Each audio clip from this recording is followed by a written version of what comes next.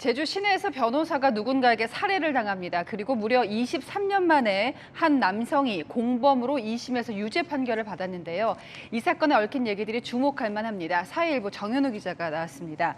자, 상당히 오래된 사건입니다. 먼저 40대 변호사가 살해당한 그 시점으로 돌아가 볼까요? 네, 1999년 11월 일입니다. 44살의 이승용 변호사가 자기 승용차 안에서 흉기에 찔려 숨진 채 발견됐는데요. 지갑이나 노트북 같은 소지품이 그대로라서 강도 피해로 보기는 어려웠고요. 원한 있는 인물도 드러나지 않아서 장기 미제가 됐습니다. 그런데 지난 2020년 50대 남성 김모 씨가 나타납니다.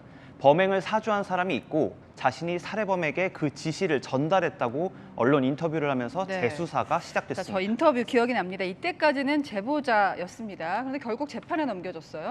네, 김 씨는 살인의 공범으로 기소가 됐습니다. 변호사를 살해한 건 부산 갈매기라는 별명의 자기 친구였다고 주장하면서 살인을 사주한 배후는 끝내 밝히지 않았습니다.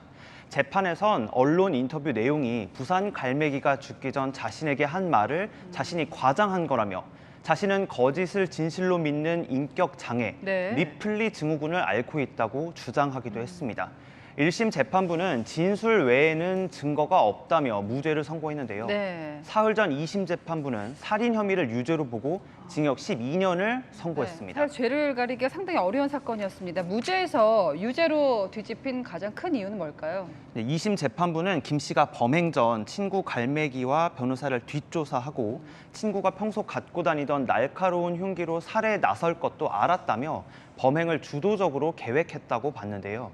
범행을 사주한 인물에게 3천만 원을 받아 갈매기에게 도피 자금으로 준 점도 살인을 공모한 근거로 들었습니다. 사실 이게 이 사람이 입을 다물었다면 영원히 미제가 될 수 있었습니다. 근데 애초에 스스로 발목을 잡힐 언론 인터뷰를 왜 했느냐, 이 부분이 주목할 만했는데요. 네, 김 씨가 자기 범행의 공소시효가 지났다고 착각해서 벌어진 일이었습니다. 원래 살인죄의 공소시효가 15년이었는데요. 1999년에 일어난 범행이라 2014년 11월이면 시효가 끝날 예정이었습니다.